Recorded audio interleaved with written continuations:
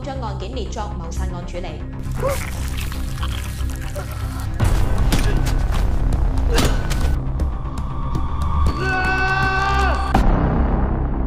Seorang pria mencoba mengintip kekasihnya yang sedang mandi. Namun karena di rumah itu tidak ada makanan, si pria lalu pergi ke sebuah warung. Tak lama setelah itu pria lain datang ke rumah tersebut. Merasa birahi setelah melihat wanita cantik di depannya, pria itu lalu mencoba memperkosanya. Si wanita yang syok kemudian berusaha melawan meski tak memiliki cukup tenaga.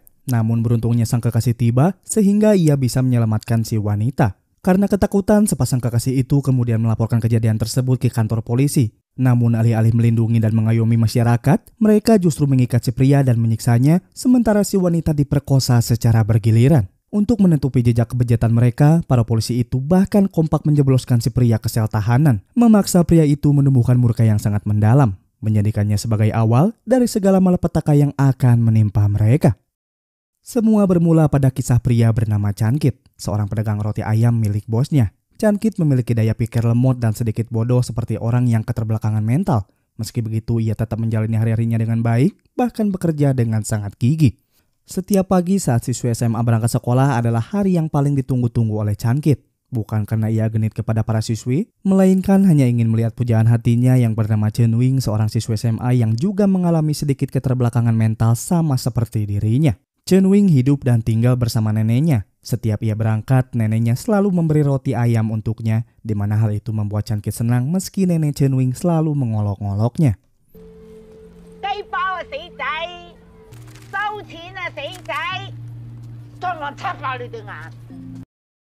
Setelah itu, Cankit disuruh bosnya mengantar pesanan. Namun karena lokasi yang ia tuju sejalur dengan sekolahan pujaan hatinya, Cankit berhenti sejenak melihat Chen Wing yang hanya bermain sendirian tanpa seorang teman pun yang menemaninya, mengingat Chen Wing memiliki keterbelakangan mental. Lalu saat malam hari ketika Cankit menutup toko, nenek Chen Wing terlihat memanggil-manggil cucunya yang belum kunjung pulang dari sekolahannya, membuat Cankit khawatir hingga bergegas memeriksa Chen Wing di sekolahan. Setibanya di sana, Cankit lalu menyusuri beberapa tempat sambil memanggil-manggil nama Chen Wing, namun ia tak kunjung menemukannya. Hingga pada saat Cankit putus asa, ia melihat cahaya dari kejauhan, memperlihatkan Chen Wing yang tengah asik bermain bola bercahaya dengan hanya sendirian di tengah hutan. Cankit segera membawanya pulang. Bahkan ia memberikan jaketnya pada Chen Wing agar tidak kedinginan. Meski Cankit sudah berusaha mengantar Chen Wing, namun neneknya malah menuduh dan memarahinya, menyebut bahwa Cankit sengaja mengajak kabur cucunya.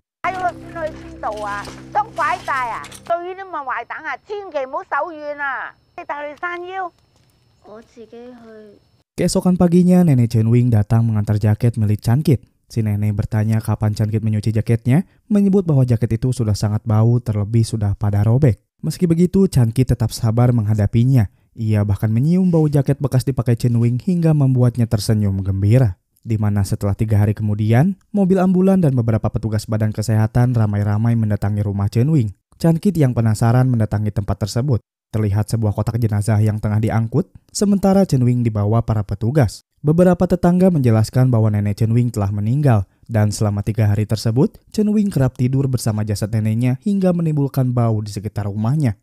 Untuk itulah para tetangga memanggil petugas kesehatan agar segera mengevakuasi rumah tersebut, sementara Chen Wing yang keterbelakangan dan hidup sebatang kara kini akan tinggal di pusat rehabilitasi kesehatan mental. Membuat Cankit yang mendengarnya merasa sangat terpukul, terlebih kini ia tidak dapat melihat pujaan hatinya setiap pagi.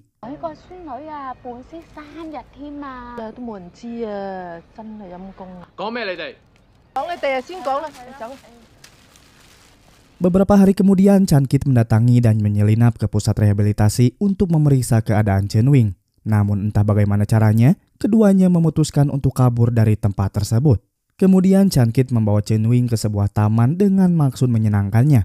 Namun bukannya menghiburnya, si Cankit malah asik sendiri naik kukudaan terlebih sambil didorong oleh Chen Wing. Setelah itu Chen Wing berlari dan berteriak memanggil neneknya. Kepergian sang nenek nampaknya menjadi pukulannya begitu berat, terlebih kini Chen Wing hidup sebatang kara. Melihat hal itu, Cankit turut sedih dan berteriak menemaninya. Ia juga berjanji kepada sang nenek akan menjaga Chen Wing, hingga membuat Chen Wing yang mendengarnya merasa sangat terharu.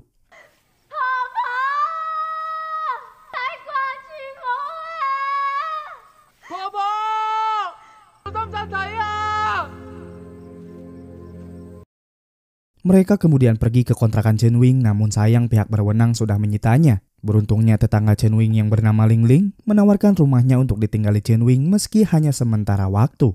Ling Ling merupakan wanita penghibur yang selalu memuaskan pria lain. Meski begitu, ia tetap membiarkan Chen Wing dan Chan Kit masuk, bahkan Ling Ling merasa kasihan pada keduanya. Ia lalu menyuruh Chen Wing untuk mandi terlebih dahulu, sementara dirinya akan pergi memenuhi panggilan kliennya serta menitipkan rumah pada Chan Kit. Bahkan Ling Ling tak keberatan jika Chan Kit dan Chen Wing bermain anu di rumahnya, membuat Chan Kit yang mendengarnya merasa sangat canggung. Setelah itu Chan Kit menggoda Chen Wing dengan menawarkannya minum. Namun karena Chen Wing lapar, Chan Kit bergegas pergi ke toko bosnya untuk membuat roti. Tak lama kemudian seorang pria yang tengah mabuk membeli bir sambil marah-marah. Pria itu terlihat memiliki tato bintang di tangan kanannya sebelum kemudian pergi sambil mengolok-olok Chan Kit. Sementara itu Chen Wing yang baru selesai mandi mendengar suara ketukan pintu. Namun ketika menyadari bahwa itu bukan Chan Kit, Chen Wing segera menutup pintunya, namun pria itu tetap masuk. Kedatangan si pria diketahui ingin tidur bersama Ling Ling serta bertanya kemana Ling Ling pergi. Chen Wing yang ketakutan tidak menjawabnya sehingga pria itu tak memiliki pilihan lain selain meminta Chen Wing agar mau tidur dengannya. Terlebih Chen Wing terlihat lebih muda dan sangat cantik sehingga pria itu rela membayarnya dengan mahal. Meski begitu Chen Wing bukanlah seorang wanita penghibur, membuat si pria yang sudah birahi kesal hingga melakukan pemaksaan. Di mana setelah itu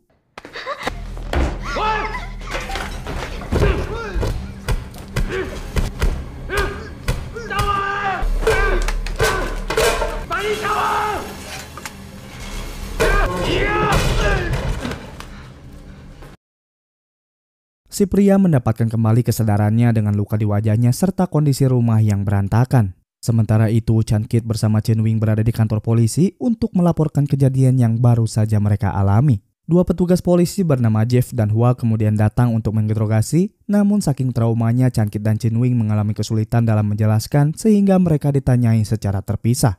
Dua polisi lainnya bernama Lao dan Ting Zai juga membicarakan perihal Chan Kit dan Chen Wing, menyebut bahwa mereka hanyalah orang idiot yang hendak melapor. Kemudian Lao melihat sendiri dan menyadari bahwa gadis yang melapor rupanya sangat cantik, membuatnya tertarik dan mencuri-curi kesempatan dengan menyuruhnya untuk membuka jaket, yang mana hal itu membuat Chen Wing tidak nyaman dan tertekan. Bagaimanapun Chen Wing dan Chan Kit melanjutkan laporan mereka. Dari balik jendela sebuah mobil juga terlihat mendatangi kantor polisi. Lalu saat para polisi bertanya bagaimana ciri-ciri sang pelaku, keduanya menjelaskan bahwa pria itu memiliki tato bintang di tangannya. Sontak hal tersebut membuat para polisi itu terkejut. Mengetahui fakta bahwa sang pelaku diketahui bernama Doge, tak lain merupakan kepala polisi sekaligus bos mereka. Bahkan Doge, si pelaku yang hendak memperkosa Chen Wing, terlihat tengah berdiri memerhatikan anak buahnya menginterogasi korbannya dari balik kaca. 佢隻右手紋咗粒星，衝入嚟，黑色嘅星。右手。 Setelah itu, para polisi mendekati Doge untuk meminta keterangannya. Lalu Doge menjelaskan bahwa gadis itu berada di tempat Ling Ling, serta mengiranya sebagai seorang pelacur sama seperti Ling Ling. Doge juga bilang bahwa ia tidak bermaksud memperkosanya, melainkan hanya ingin menyewanya dengan menawarkan uang yang banyak, namun wajahnya malah berakhir babak belur. Untuk itu, Doge meminta agar anak buahnya percaya, karena bagaimanapun Doge mengetahui bahwa masing-masing dari mereka juga pernah bermain dengan wanita penghibur, sehingga jangan bersikap munafik. Perkataannya tersebut rupanya berhasil meyakinkan anak buahnya. Ia berniat memperkosa Chen Wing saat itu juga, serta menyuruh anak buahnya menyiksa Chan Kit yang telah membuatnya babak belur. Ting Zai kemudian mendekati Chan Kit dan menunjukkan foto kebersamaan para polisi bersama Doge yang secara tidak langsung menjelaskan bahwa Doge adalah bagian daripada kepolisian di situ, serta memberitahu bahwa Chan Kit tidak memiliki kesempatan untuk melawannya hingga menawarkan kesempatan agar Chan Kit melupakan kasus yang sudah terjadi. Tanpa pikir panjang, Chan Kit yang merasakan firasat buruk segera pergi menemui Chen Wing, namun sayang usahanya terlambat. Ia kemudian diikat sekaligus mendapat penyiksaan, terlebih harus melihat pemandangan mengerikan atas pemerkosaan para polisi yang dilakukan secara bergiliran kepada wanita pujaan hatinya.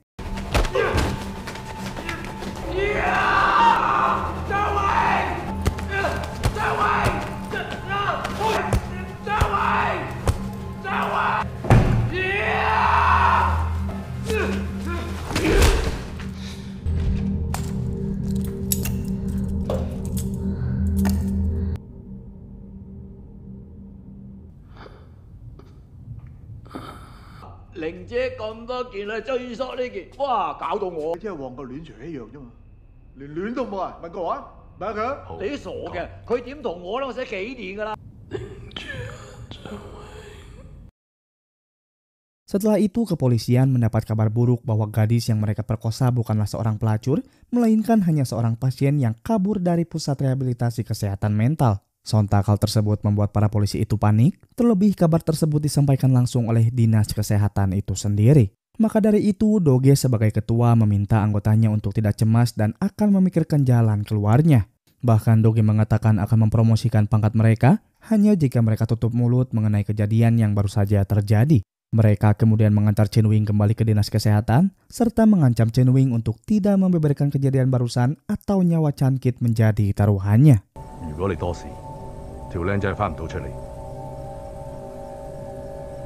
Keesokan harinya, para polisi itu mendatangi markas besar kepolisian untuk melaporkan kejadian palsu yang sudah direncanakan sebelumnya. Masing-masing dari mereka mengarang sebuah cerita yang licik, menyebut bahwa seorang pria bernama Chan Kit hendak memperkosa seorang pasien gadis dari dinas kesehatan sehingga mereka harus menangkapnya. Lebih lanjut, mereka juga mengatakan bahwa Chan Kit melakukan kekerasan pada kepolisian saat dilakukan penanganan. Untuk itu, alasan mengapa mereka datang ke sini tak lain untuk meminta surat penahanan terhadap tindakan yang sudah dilakukan Chan Kit. Di mana setelah mendengar pengakuan para anggota, markas besar kepolisian kemudian memutuskan bahwa Chan Kit resmi dijadikan tersangka dengan hukuman 6 bulan penjara. Membuat pria baik hati seperti Chan Kit kecewa pada para penegak hukum, memaksanya untuk masuk ke sel tahanan bersama dendam yang takkan pernah ia lupakan. 當時佢嘅情緒唔穩定，我哋冇辦法同佢落口供。當晚錄影，發現報稱失蹤嘅李事主，並搶奪我嘅配槍，混亂中開咗一槍。最後決定將事主交由社署處理。我哋懷疑該名男子同一單爆色案有關。成立，依例判處6個月有期徒刑。中國籍23歲男子陳傑。6 bulan kemudian berlalu, Chan Kit yang terbebas dari hukumannya mendapati Chen Wing yang sudah menunggunya di luar. Melihat perut kekasihnya tengah hamil sebagai akibat dari pemerkosaan para polisi bejat, membuat kesedihannya tak bisa tertahankan lagi. Ia bukan ilfil atau merasa jijik pada Chen Wing, hanya saja Chan Kit merasa kasihan padanya, terlebih ia telah berjanji akan menjaga Chen Wing sebaik mungkin. Namun rupanya Chen Wing rela menunggu kepulangan Chan Kit. Meski Chan Kit merasa bersalah tak bisa menyelamatkannya, setidaknya dengan pertemuan kali ini memberinya sedikit harapan untuk kembali menepati janjinya. Kini mereka memutuskan untuk tinggal bersama di sebuah rumah. Bahkan Chan Kit terlihat sangat menantikan bayi tersebut. Meski mereka hidup bersama dan bahagia, namun tak melupakan insiden mengerikan yang menimpa mereka. Melihat perut Chen Wing yang kian membesar setiap harinya, hal tersebut membuat Chan Kit semakin termotivasi hingga memikirkan skema macam apa yang akan ia lakukan terkait pembalasan dendamnya.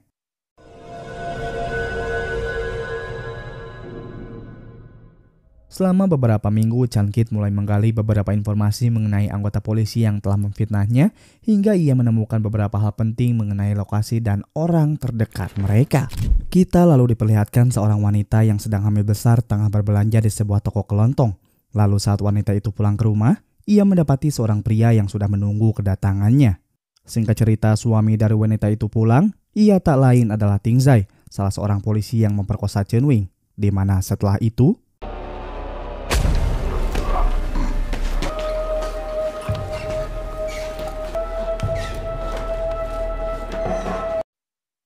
beberapa hari kemudian, para polisi menerima laporan dari warga setempat mengenai sungai yang mengeluarkan bau busuk. Atas laporan tersebut, kepolisian lalu menyisir sungai itu hingga menemukan kantung plastik yang diyakini sebagai sumber dari bau busuk tersebut. Kemudian, kantung plastik itu dibawa ke markas polisi untuk diperiksa oleh polisi Hua dan polisi Jeff, di mana ketika mereka membukanya, keduanya terkejut mengetahui bahwa isi dari kantung plastiknya adalah janin bayi yang hampir membusuk. Entah apa masalahnya dan siapapun pelakunya, polisi Hua dan polisi Jeff mengatakan bahwa perbuatan keji seperti membuang janin ke sungai adalah tindakan yang sangat amat biadab. Tak lama setelah itu, anak buah mereka menemukan sebuah identitas yang berada di dalam kantung plastik. Di mana setelah melihatnya, identitas tersebut berupa kartu tanda kepolisian dengan nama Ting Zai, tak lain adalah rekan kerja mereka. Hal itu membuat polisi Jeff dan Hua bergegas mendatangi kediaman Ting Zai, di mana setelah memasuki rumahnya, terlihat seluruh lantai dipenuhi dengan darah. Tak hanya itu, ia mendapati istri rekannya telah tewas dengan perut yang terburai. Menjadi jelas bahwa janin yang terdapat di dalam kantung plastik adalah bayi yang dikandung istri Ting Zai. Kejadian tersebut menjadi gempar dan memberi ketakutan di kalangan masyarakat kota. Beberapa siaran TV mulai meliput kasus pembunuhan yang menimpa wanita hamil dengan luka di sekujur tubuhnya. Sementara suaminya dinyatakan menghilang karena tidak bisa dihubungi pihak kepolisian, membuat orang-orang yang menonton mengutuk pelaku yang tega dan kejam. 初步調查，懷疑事主已經死去1至2日。到場之後發現女事主嘅腹部被劏開，與何嘅嬰孩屍體發現案係咪有關聯？一個孕婦被劏開腹部攞走胎兒。 Setelah itu kita diperlihatkan polisi Lao yang baru saja pulang bersama istrinya yang juga sedang mengandung. Namun ketika Lao sedang menyiapkan minum, ia melihat mata istrinya yang seolah sedang menatap seseorang yang mencurigakan. Sadar bahwa ada penyusup di rumahnya, Lao segera bersiap dengan memegang senjata. Scene lalu beralih pada polisi Jeff dan Hua yang mendapat telepon dari Lao. Namun ketika mereka mengangkatnya, Lao tak kunjung menjawab. Hal itu bukan tanpa alasan. Rupanya Chan-kit telah menggorok sedikit lehernya hingga membuatnya kesulitan berbicara. Di mana saat Chan-kit sedang asik membelah perut istri Lao, ia kemudian sadar bahwa Lao tengah berusaha memanggil rekannya. Membuat Chan-kit memiliki pilihan selain membunuhnya dengan merendam tubuhnya ke dalam air mendidih di sebuah bak kamar mandi. Jeff dan Hua kemudian mendatangi rumah Lao. Namun tak hanya terlambat menangkap pelaku, mereka juga mendapati bahwa Lao dan istrinya sudah tewas dengan cara yang mengenaskan. Sontak kejadian tersebut membuat pihak kepolisian dan para penyiar berita menjadi sibuk mengingat kasus kematian yang pertama juga masih belum terpecahkan terlebih dilakukan dalam rentan waktu yang berdekatan. Tewasnya 2 wanita yang sedang hamil besar tersebut memunculkan sebuah dugaan bahwa pembunuhan ini saling terkait satu sama lain atau pembunuhan secara berantai.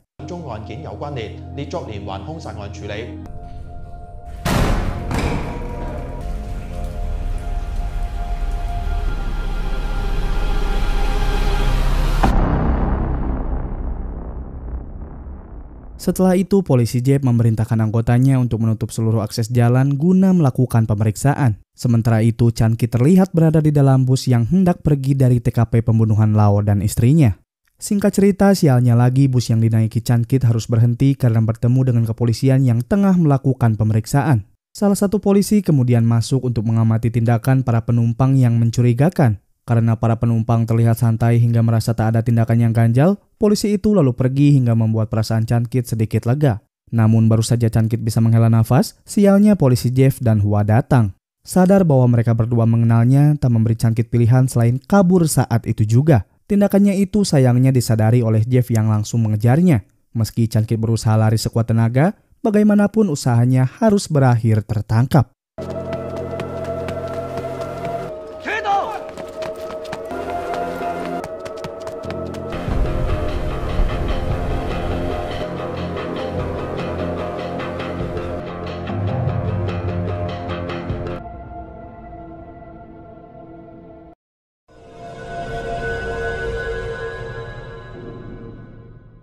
Setelah itu, Chan-kit dibawa ke ruang interogasi bersama Jeff dan Hua yang bertanya mengapa Chan-kit membunuh rekan-rekannya. Pertanyaan tolol seperti itu nampaknya tak perlu ia jawab, membuat mereka semakin marah hingga meluapkan emosinya pada Chan-kit. Jeff dan Hua tahu bahwa motif Chan-kit adalah balas dendam.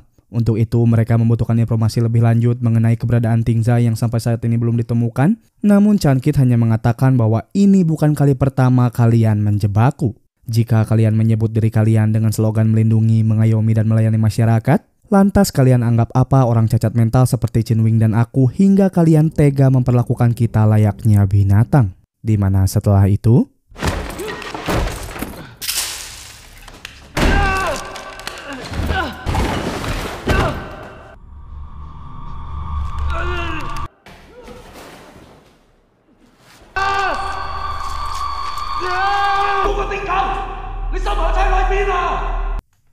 di sisi lain terlihat Chen Wing sedang menunggu kepulangan Chan-kit. Ia lalu melihat siaran berita yang mengabarkan kasus pembunuhan anggota polisi beserta 2 wanita yang sedang hamil besar. Seharian itu Chen Wing hanya menghabiskan waktu dengan mengkhawatirkan Chan-kit yang belum kunjung pulang serta ditemani siaran berita yang selalu menayangkan kasus pembunuhan pada wanita hamil. Chen Wing bahkan melihat penyiar berita yang mengabarkan bahwa sang pelaku telah berhasil ditangkap dengan ciri-ciri yang menyerupai Chan-kit. Menyebut bahwa sang pelaku bukan lagi keterbelakangan mental, melainkan kini dianggap mengalami gangguan jiwa.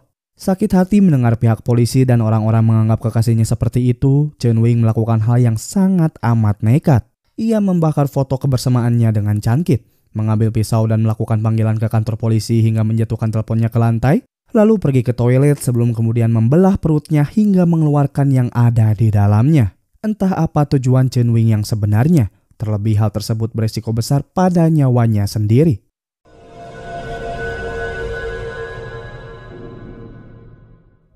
Scene kembali ke ruang interogasi. Saat Chan Kit hendak ditembak, kepala dari markas besar kepolisian datang bersama anggotanya untuk menghentikan perbuatan Jeff tersebut.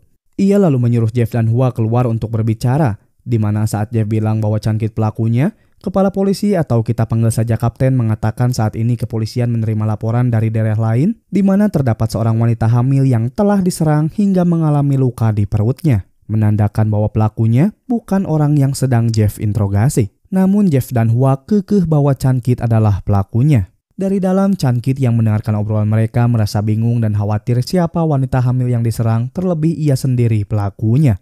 Kapten lalu meminta Jeff dan Hua untuk tidak menuduh seseorang terlebih menggunakan kekerasan. Ia lalu menyuruh Jeff dan Hua untuk mengambil cuti serta mengambil alih kasus ini. Setelah itu, Kapten berbicara bersama Chan Kit. Kapten yang mengetahui riwayat Chan Kit memiliki keterbelakangan mental bertanya mengapa ia berlari ketika dilakukan pemeriksaan. Chan Kit menjawab bahwa ia trauma dengan pengalaman buruk ketika para polisi menjebaknya. Lalu saat Kapten bertanya apakah Chan Kit akan menggugat pihak polisi karena salah tangkap hingga menyiksanya, Chan Kit tak peduli dan hanya ingin pulang secepatnya. Sementara di luar, polisi Jeff menghubungi Doge yang kini sudah pensiun. Awalnya Doge terdengar senang ketika Jeff menelepon hingga beranggapan bahwa Jeff rindu padanya. Namun Jeff mengatakan bahwa Doge harus berhati-hati karena dia sedang mengincarnya terlebih Lau dan Ting Zai sudah tidak ada. Jeff menjelaskan bahwa mengusik seseorang dengan keterbelakangan mental adalah hal yang sangat fatal, seperti memaksa mereka untuk melakukan hal-hal yang sangat nekat. Di mana setelah itu, Doge terdiam skakmat. 刀哥啊， 哇，姐夫，咁耐唔打電話嚟噶？ 出咗事，半年前單嘢記唔記得？條僆仔追咗我哋嚟打，你自己小心。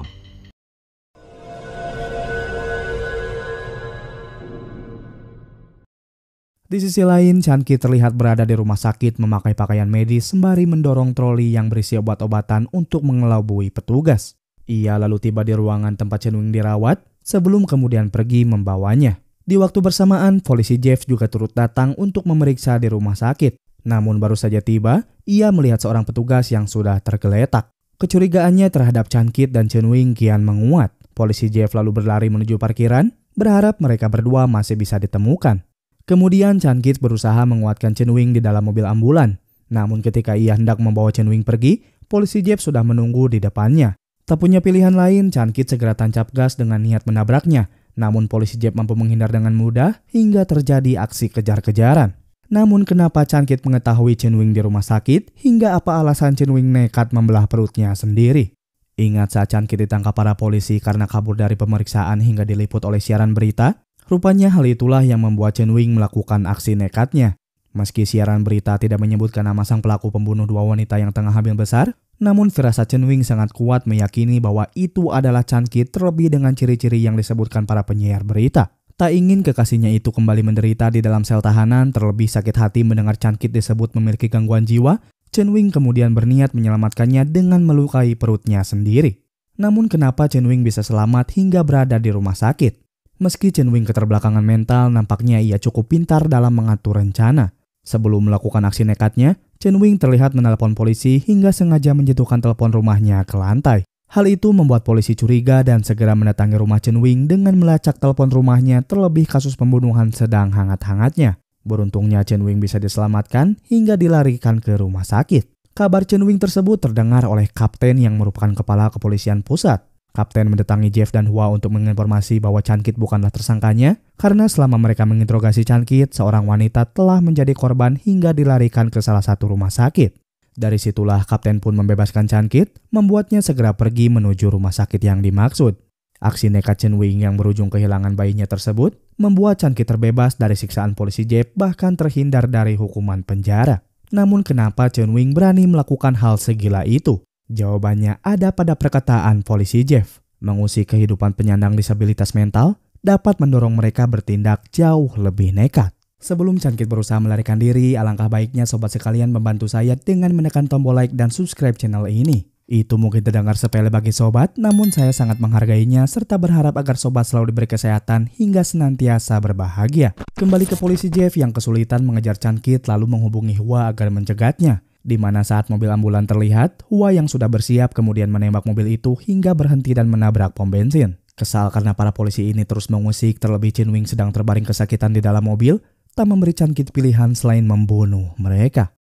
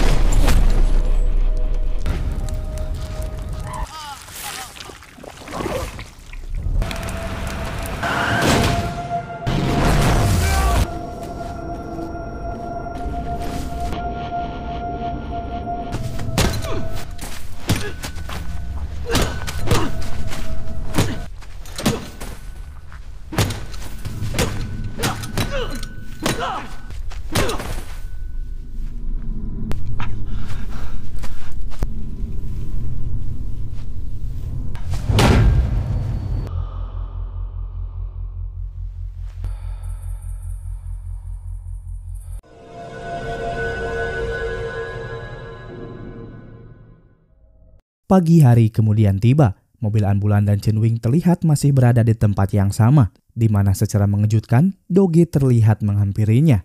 Tak cukup puas memberi penderitaan dengan memperkosa Chin Wing di masa lalu, kali ini Doge memutuskan menembaknya.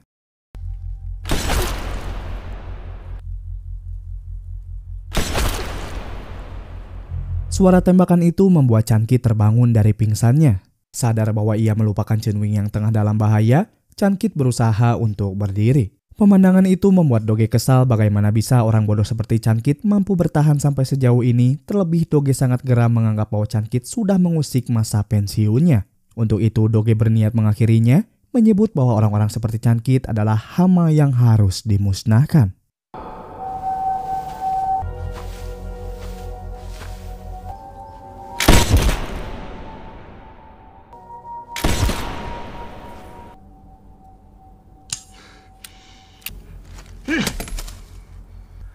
Kalau你唔死嘅，就翻去揾我。 5 tahun kemudian, Doge yang kita kenal dengan segala kebejatannya, kini beralih menjadi seorang pemuka agama. Ia sering dipanggil ke beberapa acara televisi untuk berkhotbah, atau setidaknya menyerukan kebaikan pada orang-orang yang dirasa tersesat. Bahkan di salah satu program TV, Doge mengaku bahwa dulu ia merupakan pendosa, sebelum kemudian mendapat hidayah untuk melangkah di jalan yang lurus. Doge juga bercerita bahwa kini ia tinggal di salah satu gereja sebagai pemuka agama sekaligus pengasuh bagi anak-anak yatim. Setidaknya seperti itulah perkataan Doge di dalam televisi yang dilihat dan didengar langsung oleh Chan Kit. Semenjak tragedi penembakan yang dilakukan Doge padanya di sebuah ladang pada 5 tahun yang lalu, ajaibnya Chan Kit masih bisa selamat. Entah karena beberapa tembakan yang diluncurkan Doge tidak mengenai tubuh bagian vitalnya, satu hal yang pasti kejadian tersebut nampaknya tak cukup untuk membuatnya tewas. Dan selama 5 tahun tersebut, Doge hidup jauh mengasingkan diri untuk menemukan jati dirinya. Namun baru-baru ini Doge sering muncul di hadapan acara TV berbicara tentang kebaikan dan dosa, hingga membuat Chan Kit muak mendengar kemunafikannya setelah apa yang sudah ia lakukan terhadap Chin Wing dan dirinya. Dari sini film memiliki 2 ending yang berbeda, tergantung pilihan kita ending mana yang paling kita sukai.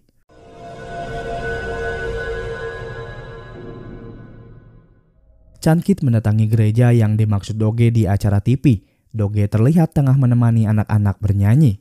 Tak lama setelah acara selesai, anak-anak itu lalu bubar. Doge terkejut ketika melihat Chan Kit berada di tempatnya, tak menyangka bahwa ia rupanya masih hidup. Namun pada akhirnya keduanya saling senyum. Hingga pada saat hendak mengobrol, Doge salah dalam berbicara. Perkataan yang ia sebutkan adalah "aku siap memaafkanmu."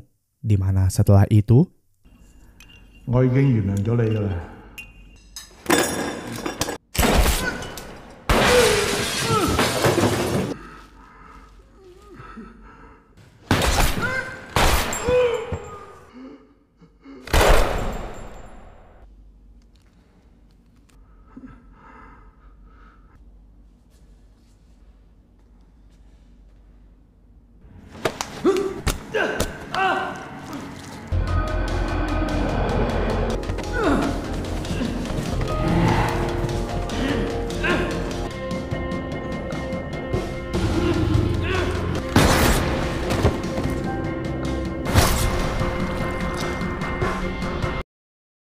Chan Kit membunuh Doge tepat di depan anak-anak yang sudah menganggap Doge sebagai ayah mereka sendiri, menimbulkan rantai kebencian yang baru dengan memaksa anak-anak itu melakukan tindakan serupa yang disebut dengan pembalasan. Chan Kit meninggal dunia, menggambarkan bahwa balas dendam bukanlah jalan terbaik.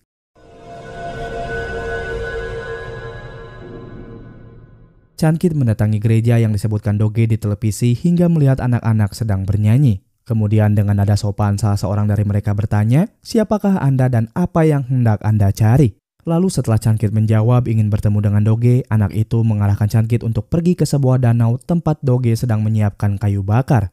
Ia lalu melihat Doge sedang mengajari muridnya dengan sepenuh hati, bahkan memuji muridnya dengan tulus. Melihat perubahan Doge dengan mata kepalanya sendiri membuat Chan Kit mengurungkan niatnya untuk balas dendam. Ia lebih memilih pergi karena dirasa tidak ada lagi yang harus Chan Kit lakukan. Di mana setelah ia melupakan ambisinya, kita diperlihatkan kebersamaan Chan Kit dengan Chen Wing yang rupanya masih hidup setelah insiden penembakan Doge di dalam mobil. Doge memang berniat membunuh Chen Wing, namun beruntungnya peluru yang ditembakkan hanya mengenai kakinya. Meski hal itu membuat Chen Wing tak bisa lagi berjalan hingga bergantung pada kursi roda, setidaknya ia bisa hidup bahagia bersama kekasihnya. Menjelaskan bahwa jika ending satu terjadi di mana Chan Kit kekeh membalaskan dendam hingga berakhir kehilangan nyawanya, maka nasib Chen Wing juga harus berakhir menderita dengan terduduk di kursi roda tanpa sang kekasih yang menemaninya, atau bahkan Chen Wing melakukan hal nekat lainnya seperti mengakhiri hidupnya sendiri. Namun sebaiknya kita tidak menitik beratkan pada ending di film ini, karena yang patut kita bahas adalah isi yang coba disampaikan sang sutradara. Cerita tentang penegak hukum yang menindas seseorang di film ini mungkin saja sebuah karangan. Namun bagaimana jika karangan tersebut didasarkan dari kejadian-kejadian yang nyata? Kejadian ketika rakyat biasa mencoba untuk mendapat keadilan, namun malah dihianati keadilan itu sendiri. Lantas begitulah kekecewaan yang dirasakan Chan Kit dan Chen Wing. Bahkan Chan Kit mengatakan bahwa jika kalian menyebut diri kalian dengan slogan melindungi, mengayomi, dan melayani masyarakat, lantas kalian anggap apa orang cacat mental seperti Chen Wing dan aku hingga kalian tega melakukan kita layaknya binatang. Semua perbuatan Chan Kit dari membunuh anggota polisi hingga menghilangkan nyawa istri dan bayi mereka mungkin memang salah. Namun tindakan para polisi dari memperkosa Chen Wing hingga memfitnah Chan Kit juga tak dapat dibenarkan. Bak sebuah ungkapan di suatu negara yang berbunyi hukum tumpul ke atas, tajam ke bawah. Dengan adanya Chan Kit serta dibuatnya film ini menggambarkan betapa lemahnya manusia jika tak memiliki harta dan kekuasaan. Seperti Chan Kit yang berjanji menjaga Chen Wing pada mendiang neneknya, harus dipaksa melihat Chen Wing didondai para penegak hukum. Dua orang itu sudah cukup menderita dengan keterbatasan yang mereka miliki hingga menemukan secercah harapan untuk saling berbagi kebahagiaan. Dua orang keterbelakangan yang hanya ingin hidup bersama, namun dikecewakan oleh makhluk mengerikan yang disebut manusia.